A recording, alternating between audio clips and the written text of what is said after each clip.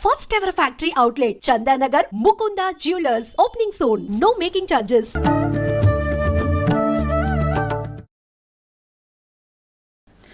నమస్కారం, welcome to I dream. ధర్మ మార్గం విత్ విజిత కార్యక్రమానికి స్వాగతం. ప్రస్తుతం మనతో పాటు ఉన్నారు ప్రముఖ ఆధ్యాత్మికవేత్త, శ్రీ విద్యా ఉపాసకులు, ఎంతో మందికి మంత్రోపదేశం చేసిన గురువుగారు. ఆయన మంత్రోపదేశం కోసం, ఆయన ఉపాసన శిక్షణ ఇవ్వడం కోసం ఎంతో మంది ఎదురు చూస్తూ ఉంటారు. ఇప్పటికీ ఎంతో మందికి ఆయన ఇప్పటికే మంత్రదీక్షను ఇవ్వటం జరిగింది. ఇప్పుడు వారితో మాట్లాడి మనం మంచి మంచి విషయాలు తెలుసుకునే ప్రయత్నం చేద్దాం. వారే గురు కరుణామయ్య గారు. ఇప్పుడు వారితో మాట్లాడిద్దాం. నమస్కారం గురుగారు. నమస్కారం. బాగున్నారా? బాగున్నాను. మీరు ఎలా ఉన్నారు? అమ్మదే వల్ల బ్రహ్మాండంగా. అంతే, మీరు ఆ మాట అనగానే మళ్ళీ జోస్ వచ్చేస్తుంది. గురుగారు, సాధారణంగా అంటే ప్రతి ఒక్కరిలో ఈ డౌట్ ఉండే ఉంటది. ఎవరైనా అంటే బంధువులు గానీ, తెలిసిన వాళ్ళు, ఫ్రెండ్స్ ఎవరైనా పూజలు అప్పుడు ఇంటికి ఇన్వైట్ చేస్తే అసలు ఎప్పుడు వెళ్ళాలి, ఏంటి, పూజ అయిపోయే టైంకి వెళ్ళొచ్చులే, వెళ్ళి ఇంతసేపు ఎక్కడ కూర్చుంటాము అనే ఒక ఆలోచనతో చాలా మంది లాస్ట్ లో వెళ్తారు. లాస్ట్ లో వెళ్ళామా, అలా అక్షతలు పూలు దేవుడి దగ్గర వేసామా, తర్వాత తిన్నామా, బయటకు వచ్చామా, ఈ పోకడ ఎక్కువగా చూస్తున్నాం. అసలు ఎలా వెళ్ళాలి, ఏ టైంలో కరెక్ట్ గా పూజకి వెళ్తే అది మంచిది? ఇంకొకటి, వెళ్ళేటప్పుడు చాలా మంది ఉత్త చేతులతో వెళ్తూ ఉంటారు, కొంతమంది కొబ్బరికాయో పూలో తీసుకెళ్తారు. అసలు తీసుకెళ్లాల్సిన వస్తువులేంటి, దాని గురించి తెలియజేయండి. తప్పకుండా. ఇది చాలా రోజులుగా నేను అనుభవిస్తున్న బాధ ఇప్పుడు చెప్పుకోవడానికి అవకాశం వచ్చింది. ఓకే. నేను అమెరికాలో 15 ఏళ్ళు ఉన్నాం. అక్కడ నేను చేసినంత సత్యనారాయణ వ్రతాలు, సత్యనారాయణ పూజలు మీరు అతిశయోక్తి కాదు కానీ ఒక 500-600 చేసుంటాం. 500-600 ఈవెన్ వీకెండ్ వచ్చిందంటే 8 సత్యనారాయణ వ్రతం, పొద్దున్న 2, రాత్రి సాయంకాలం 2 పెట్టి, సాటర్డే సండే ఉద్యోగం చేస్తూ. మన దగ్గర కూడా ఇంతగా చేయట్లేరేమో. అసలు చేసి నాకు కొన్న వీక్నెస్ ఏంటంటే, ఇప్పుడు చూసే ఉంటారు, ఒక టాపిక్ వచ్చిందంటే పూర్తిగా దాంట్లో నిమగ్నం అవ్వాలి. సత్యనారాయణ పూజ చేస్తే నేను చేస్తే 4 గంటలు పట్టేది. 4 అవర్స్ అంటే అధిదేవత, ప్రతి దేవతలు వాళ్ళు మన జీవితానికి అన్వయించుకోవాలి. సూర్యుడు ఎక్కడున్నాడు, దాని స్వభావం ఏంటి, అది ఆ ఎనర్జీ లోపిస్తే ఎటువంటి మార్పు, ఇన్ని ఎక్స్ప్లెయిన్ చేసుకో. అష్టదిక్పాలకులు, పంచలోక పాలకులు ఎవరు, అసలు కథ కూడా వేరేలా చెప్తాం. ఇప్పుడు కథ అనేటప్పటికి కొంచెం బోర్ కొట్టేస్తుంది. లీలావతి, కళావతి అన్ని తెలిసినవే కదా. మళ్ళీ RRR మూవీ 10 సార్లు చూస్తారండో, అంతే తేడా ఉందా? నీకు తెలిసిన కదే అని చెప్పి ఇక్కడ అలక్ష్యపడుతున్నావు. మూవీని మాత్రం 10 సార్లు చూస్తావంటే ఎక్కడుంది లోపం, కథలోనా లేక నీ బుర్రలోనా అంటే ఆలోచన. బుర్రలో కొంచెం ఉండొచ్చు, చెప్పే విధానంలో కూడా ఉంటుంది గురుగారు. చెప్పే విధానం అంచేత కథ కూడా 8 అధ్యాయాలు ఉంటాయి. అందరూ 5 చెప్తారు. నేను కొంచెం వాళ్ళకి మార్పు కోసం మిగతా 3 అధ్యాయాలు ఇటు కలుపుకుని, మా ఒక్కొక్క దానికి నారదుల వారు నారాయణ నారాయణ కొంటూ వెళ్తూ ఉంటే విష్ణులోకంలో వెళ్ళారు, మనసుతో ఊహించరు, కానీ ఇవన్నీ ఎక్స్ప్లెయిన్ చేస్తూ చాలా వాళ్ళకి పట్టిడని చెప్పేవాడు. 4 గంటలు అయింది. ఇది తెలిసి జనాలు ఏం చేశారు, అప్పుడు నేను సుబ్బారావునే, గురు కరుణామయ్య కాదు, చిన్న అప్పుడు ఇంకా గురువుతో రాలేదు. సుబ్బారావు గారు చేస్తే 4 గంటలు అవుతుందని కరెక్ట్ గా 12కి వచ్చేవారు. వచ్చి చేతిలో ఒక బొకే, ఇప్పుడు చెప్పారు కానీ చెప్తున్నాను, ఒక పూజకు కానీ ఒక దేవాలయానికి కానీ వెళ్ళేటప్పుడు కట్టు, బొట్టు, తీరు ఇవన్నీ ఉండాలి. మనల్ని చూసి మన పిల్లలు నేర్చుకుంటారు. పిల్లలు నేర్చుకుంటే జనరేషన్స్ బాగుపడతాయి. పూజకెత్తు షార్ట్ వేసుకుని టీషర్ట్లు వేసుకుని వెళ్ళడం ఏమిటని చెప్పండి. ఇదే మరి అమెరికన్స్ చర్చికి పిలిస్తే షార్ట్ వేసుకుంటే ఒక చీరేస్తాడు. అక్కడ మాత్రం వీళ్ళు చక్కగా అన్ని కోట్లు అన్ని వేసుకుని వాళ్ళ రెస్పెక్ట్ఫుల్ గా వెళ్తారు. మన హిందూ పూజలకు వచ్చేటప్పటికి ఎందుకు షార్ట్ వేసుకుని, దేవాలయాలకు కూడా షార్ట్ వేసుకెళ్తారు, బొట్టు పెట్టుకోరు ముందు. సో కట్టు, బొట్టు, నడవడిక ఇవన్నీ కూడా పూజ వెళ్ళనేకూడదు, వెళ్తే పాటించారు. సో వాళ్ళు ఏం చేసేవారు, షార్ట్ వేసుకుని టీషర్ట్ వేసుకుని చేతిలో బొకే, కరెక్ట్ గా 12:30 ప్రాంతానికి వచ్చేవారు. అలా అక్కడ పెట్టేసి సరే ఎక్కువసేపు కూడా కాదు, 10 సెకండ్ల నుండి డైరెక్ట్ భోజనానికి వెళ్ళిపోయారు. ఇంకా భోజనం తర్వాత 3-4 గంటలు పిచ్చాపట్టి కబుర్లు చెప్పుకునేవారు. అక్కడ టైం ఉంది, కానీ సత్యనారాయణ వ్రతం చూడడానికి టైం లేదు. ఇది చూసి వాళ్ళు విదేశాల్లో ఉన్న వాళ్ళు, ఇక్కడ ఉన్న వాళ్ళు కూడా ఆలోచించుకోవాలి ఒకసారి, ఎక్కడ తప్పు జరుగుతుంది. మళ్ళీ ఇలా చేసి నా జీవితాలు బాగోలేవు, నా సంసారాలు బాగోలేవు, నా పిల్లలు బాగోలేండి, ఎలా బాగుంటారు? నువ్వు చేసి కర్మే నీకు వస్తుంది. Every action has got an equal and opposite reaction, Newton third లా.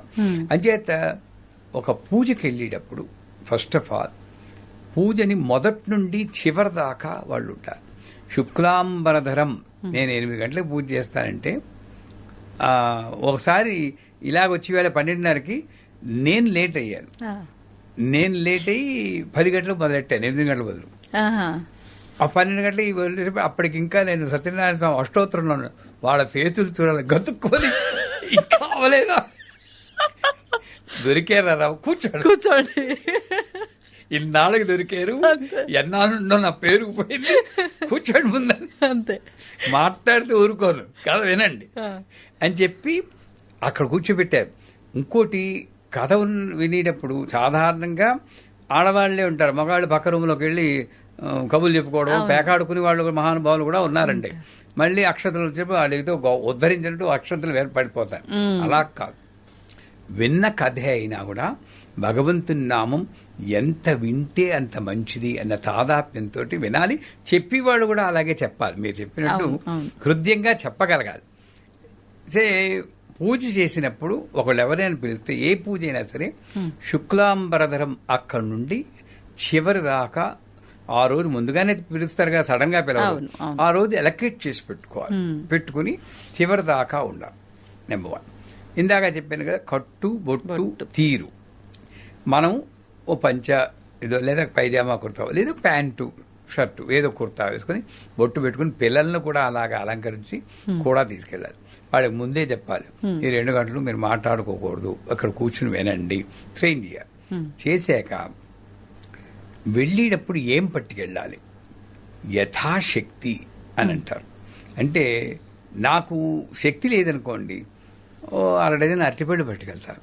అదే నాకు శక్తి ఉందనుకోండి, వాడికి కావాల్సిన పువ్వులు, కొబ్బరికాయలు అన్నీ ఎంత భోగం చేస్తే అంత భోగం మనకి వెనక్కిస్తుంది. ఆయన పుచ్చుకునేది కాదు, ఆవిడ ఇచ్చి, ఆవిడే నువ్వు ఎంత ఇస్తే అంత రెట్టింపు వస్తుంది. ఇది తెలిసిన వాడికి జీవితం.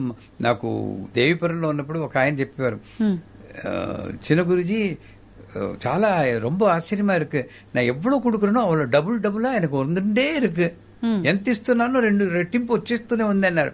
ఆయన ఇప్పుడు అక్షర సన్యాసి అయిపోయాడు అనుకో, అది వేరే విషయం. ఎక్కువ అయిపోయి సాచురేషన్ పాయింట్కి వచ్చి సన్యాసంలో కలిసిపోయి.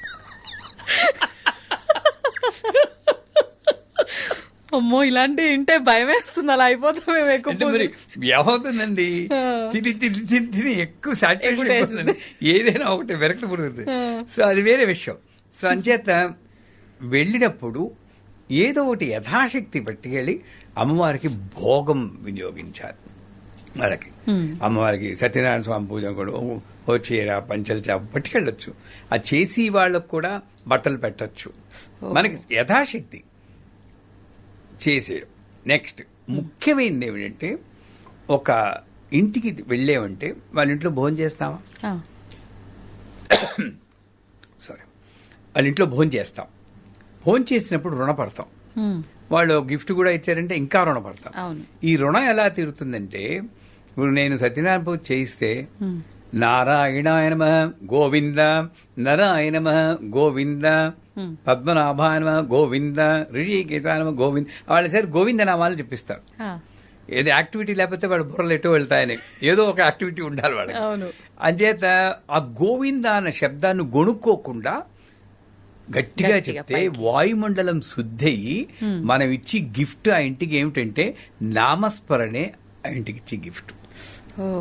నువ్వు చేతిలో ఎంత పెద్ద గిఫ్ట్ పట్టుకెళ్ళు, అది ఇవాళ ఉంటుంది, రేపు వెళ్ళిపోతుంది. కానీ అక్కడ కూర్చుని ఒక మంచి భక్తి గీతం ఆలపించడం గాని, ఒక నామస్మరణ చేయడం గాని, శ్రద్ధగా వినడం గాని, నాకు ఈ అవకాశం వచ్చింది, నా ఇంట్లో నేను చేసుకోలేకపోవచ్చు, వీళ్ళు పిలిచినందువల్ల నీ పూజ చేసి భాగ్యం, నాకు చూసి భాగ్యం వచ్చిందని థ్యాంక్స్ చెప్పుకుంటూ భావంతో ఉన్నా కూడా ఆ ఇంటికి మంచిది. మనం ఆ ఇంటి వాయుమండలాన్ని శుద్ధి చెయ్యాలి. ఇది వాడి కర్తవ్యం. మనకి తెలిసిన పదం శ్లోకాలే వస్తూ ఉంటాయి, శుక్లాంబరధరం, ఆ పూజారి గారు చెప్తుంటే మనం కూడా చెప్పగలిగితే, ఇది స్తోత్ర పారాయణ అనేది మనము పాల్గొనాలి. నెంబర్ అయిపోయిందా? తర్వాత ఇంకా చివరగా చెప్పాలంటే భోజనం. ఆ భోజనం చేసేటప్పుడు కూడా ఒక పూజకు వచ్చిన భోజనం ఈ మధ్యన ఈ బఫేలు వచ్చి పాడు తీసేయండి. అవును, నా ఇంట్లో ఇప్పటికీ మా పీఠంలో మామూలుగానే కిందనే వడ్డిస్తాం. కూర్చోలేని వాళ్ళకి టేబుల్ వేసి వడ్డిస్తాం. మేమే వడ్డిస్తాం. నేను ఏదో ఒక డిష్ నా చేతితో నేను వడ్డిస్తాను. ఎందుకంటే పూజ ఎవరు చేస్తున్నారో వాళ్ళకి వాళ్ళ చేతులతో వడ్డిస్తే వచ్చే పుణ్యం, ఇంకా చెప్పాలంటే వాళ్ళు తిన్న ఆకులు ఎత్తితే వచ్చే పుణ్యం ఎంతని చెప్పడానికి అలవి కాదంటుంది శాస్త్రం. మరి ఇంత డబ్బు ఖర్చు పుణ్యం ఆ క్యాటరింగ్ వాడికి ఎందుకండి ఆ పుణ్యం ఇచ్చేయడం? అవును, నువ్వేమనుకుంటున్నావు? డబ్బు ఖర్చు పెట్టేస్తున్నావు. మనం ఏం చేస్తున్నావు? ఎంగిల్ పిల్లలు పెట్టుకు ముష్టాడిలా వాళ్ళ దగ్గర నిల్చుంటున్నావు. అందుకే పెళ్లిళ్ళకి వెళ్ళటం లేదు ఈ మధ్యని. బఫేలు అంటారు. ఆ ఎంగిల్ కంటే దానికి తగిలిస్తూ ఉంటారు. వాడేమో ఇలా వేస్తూ ఉంటారు. జీవిత పరమహద అయిపోయి నాకు నిల్చునే భోజనం చేస్తుంటారు.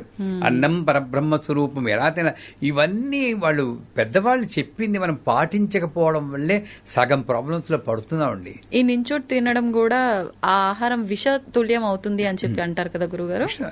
తప్పకుండాను. ఆ తినడం కూడా ఏవో కబుర్లు చెప్పుకును, టెన్షన్ పడుతును, హాయిగా కూర్చుని మఠం వేసుకుని కింద కూర్చుని, నేను ఇప్పటికీ కింద కూర్చుని భోజనం చేస్తారు మా పీఠంలో. ఇక్కడైతే కుర్చీలో కూర్చోబెట్టి మాట్లాడతానే, నన్ను అడిగితే కింద కూర్చొని చక్కగా మాట్లాడుకోవచ్చు. ఓ, ఏదన్నా నిజంగా వాస్తవంగా ఒప్పుకోవాలి. మీరు కూర్చుంటారేమో కానీ మేము కూర్చోలేము అంతంసేపు. సో నేల మీద కూర్చోబెట్టి వాళ్ళకి మనం వడ్డించాలి కొసరి. ఇట్లాగా ఆ పూజకి వెళ్ళినప్పుడు మనం కూడా భోజనం చేసేటప్పుడు భోజనం మొదలెట్టాని ముందు భోజన కాలే హరినామస్మరణే గోవింద గోవింద అన్న నామం చెప్పేకే మొదలెట్టాలి. ఒక పంక్తి. అది లేదు ఇప్పుడు. లేదు. ఐటెం వేసినట్టు తినేస్తున్నారు. అవును, ఎప్పుడు పెడతారా తినేద్దాం. ఏదో బంగ్లాదేశ్ వచ్చిన రెఫ్యూజీలా తినేస్తున్నాం మనం. ఇది తగ్గించుకోవాలి. ఆ భోజనం చేసేటప్పుడు హరినామస్మరణ చెప్పుకుని తింటే, ఇలాగ మనం గాని ఒక పూజకి వెళ్ళినప్పుడు చేస్తే, పట్టుకెళ్ళి ఈ వస్తువులు మన కట్టు అక్కడ నడిచి తీరు భోజనం తీరు చేస్తే చూసి వాళ్ళకి పుణ్యం, ఆ చేసి వాళ్ళకి పుణ్యం, ప్రతి పూజ సఫలీకృతం అవుతుంది, మనకి పుణ్యం వస్తుంది. అవును, కొంతమంది ఇంత హడావిడి చేసి ఇంత ఖర్చు పెట్టి చాలా ఆడంబరంగా చేస్తారు, భక్తితో కూడా చేద్దామన్న ప్రాసెస్ లోని ఇదంతా చేస్తారు. తీరా పూజలో కూర్చున్న తర్వాత దంపతులు ఇద్దరిలో మగవారు ఎక్కువగా నిద్రపోయే వాళ్ళు కనిపిస్తున్నారు ఈ మధ్య సత్యనారాయణ స్వామి వ్రతంలో. నా కల్లారా చూసాను నేను చాలా సార్లు. అప్పుడు ఇంకా అసలు ఫలితం ఏముంటుంది గురువు గారు? వేర్ ప్రయారిటీ అండి. ఇది నాకు అవసరము అనుకున్నప్పుడు నిద్రపోవు. వాళ్ళకి ఏంటంటే మొక్కుబడిగా చేస్తున్నారు తప్పితే, సంవత్సరానికి ఒకసారి ఏదో ఇల్లు గృహప్రవేశం సత్యనారాయణ పూజ చేసుకోమన్నారు, చేసుకుందాం. ఈ మార్పు మారాలి. అందుకే మరోలా అనుకోవద్దు. నేను అమెరికాలో ఉన్నప్పుడు ఏదో పూజ చేస్తుంటే నా సెల్ ఫోన్ మోగింది. అప్పుడు జల్సా సినిమా రిలీజ్ అయింది. గాల్లో తేలినట్టుందే, గుండె ఊగినట్టుందే, ఫుల్ బాటిల్ ఎట్టి దింతకుండా తాగినట్టుందే అని రాయి తేనె పట్టు మీద రాయి పెట్టి కొట్టినట్టుంది ఆ పాట. నా కర్మగాలి అప్పుడే మోగింది. సత్యనారాయణ వ్రతం చేస్తున్నాను నేను. వాళ్ళ ఫేసులు చూడాలి. ఈ పొరపాట్లు పిలిచావా అని. నేను అమ్మవారిని మొక్కుకున్నాను. అమ్మ తల్లి, నన్ను నువ్వు రక్షించాల్సిన బాధ్యత నీదే అంటే అప్పుడు అమ్మవారే భావన ఇచ్చింది. ఏమిటరా ఇది సినిమా పాట అనుకున్నారా? ఒక ఉపాసనలో ఉన్నవాడికి మనస్థితి గాల్లో తేలినట్టుంది. దాన్ని ఖేచరీ విద్య అంటారు. ఖ అంటే ఆకాశం. కవరింగ్ ఆవిడ కవర్ చేసింది, నేను కాదు. అంటే వాడికి అలా తేలిపోతుంటాడు. సంసారంలో ఎన్ని బంధాలున్నా ఏం పట్టుకోదు. గుండె ఊగినట్టుండే వాడికి దేని మీద దృష్టి ఉండదు, అమ్మవారి మీద తప్పితే. తేనె పట్టు మీద రాయి పెట్టి కొట్టిన తేనె పట్టు మీద రాయి పెడితే తేనెటీగలని అని ఓంకారం వినబడుతూ ఉంటుంది. ఫుల్ బాటిల్ ఎట్టి దించకుండా తాగినట్టుందని అంత ఉన్మాద స్థితి తన్మయత్వంలో ఉంటారు, మత్తుగా ఉంటారు. ఇది ఆ పాట. సూపర్. నాది కాదు, ఆవిడ థ్యాంక్స్ చెప్పాలి. అంటే అప్పుడు ఒక స్టూడెంట్ నన్ను ఇంకొంచెం ఇబ్బంది పెట్టాలని, అంటే ఏ సినిమా పాటకైనా ఇదేనా అర్థం. ఒక్కసారి అమ్మని తలుచుకుని నువ్వే ఈ పిల్లవాడికి సమాధానం చెప్పాలి అని ధైర్యంగా, ఎస్ ఏ సినిమాను అంటే ప్రేమ్ నగర్లో ఎల్లారీశ్వర పాటకి చెప్పండి, లే లే లే లేపమంటావా అని. కరెక్ట్ గా చెప్పేవారు ఆయన. లే లే లే లే లే అని వస్తుంది కదా, అమ్మవారు పాడుతుంది, మత్తులో పడి ప్రాపంచకంలో కొట్టుకుంటున్నావు, లేరా వెదవా, నువ్వు లేచి వస్తావా నన్ను లేపమంటావా, నేను లేపితే మాత్రం పగులుతుంది.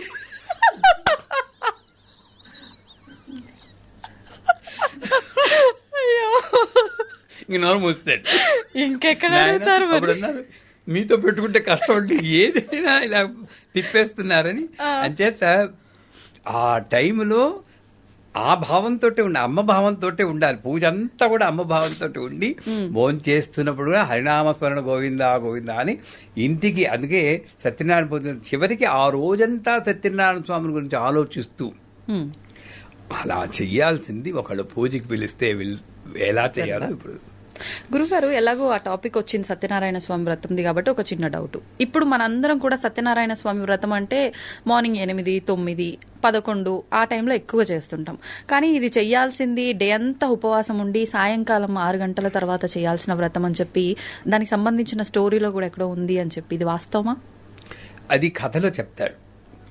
పౌర్ణమి నాడు కానీ, మాఘమాసం ముందు కానీ, కార్తీక మాసం కానీ, రవి సంక్రమణ దినం కానీ చేస్తే మంచిది. ఏ రోజైనా సాయంకాలం చేస్తే చాలా మంచిది.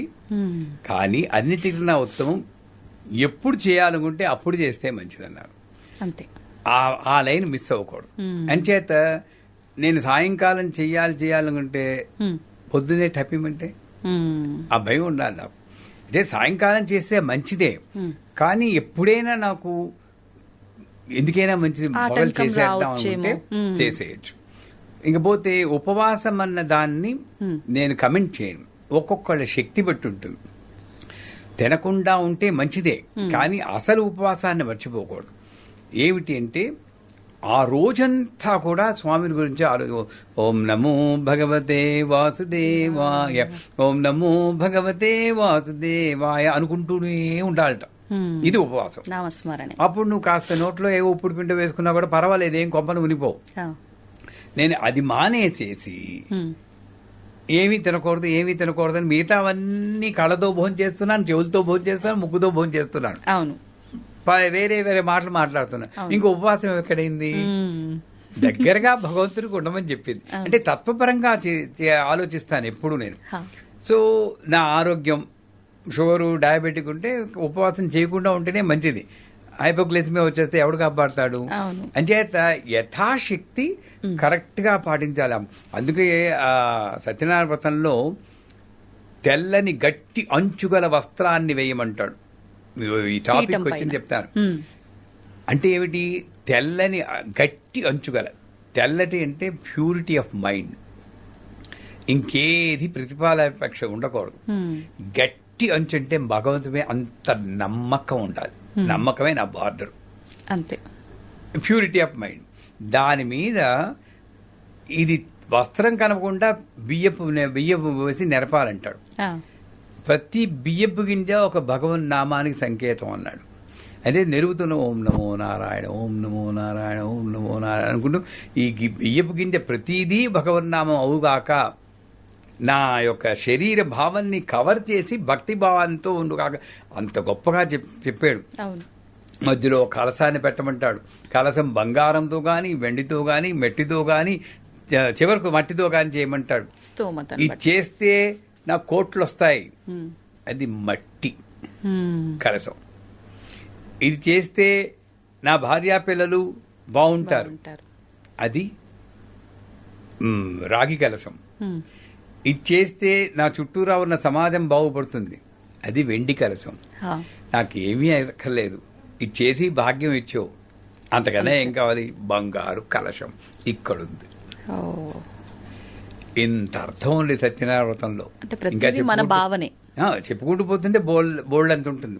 అంటే ఒక పూజకి పిలిస్తే, ఇందాక మళ్ళీ టాపిక్ వద్దాం, పూజకి పిలిస్తే కట్టు బొట్టు తీరు పట్టుకెళ్ళి వస్తువుల గురించి మాట్లాడడం, భోజనం చేసేటప్పుడు కూడా ఎలా ఉండాలో మాట్లాడడం, చివరికి ఇంటికి వచ్చే కూడా భగవన్నామస్మరణ చేసుకుంటూ వస్తే పిలిచిన వాళ్ళకి పుణ్యం, వెళ్ళిన వాళ్ళకి అంతకన్నా పుణ్యం. సంతోషం గురుగారు, చాలా అద్భుతమైన వివరణ ఇచ్చారు. ధన్యవాదాలు. శ్రీమాత.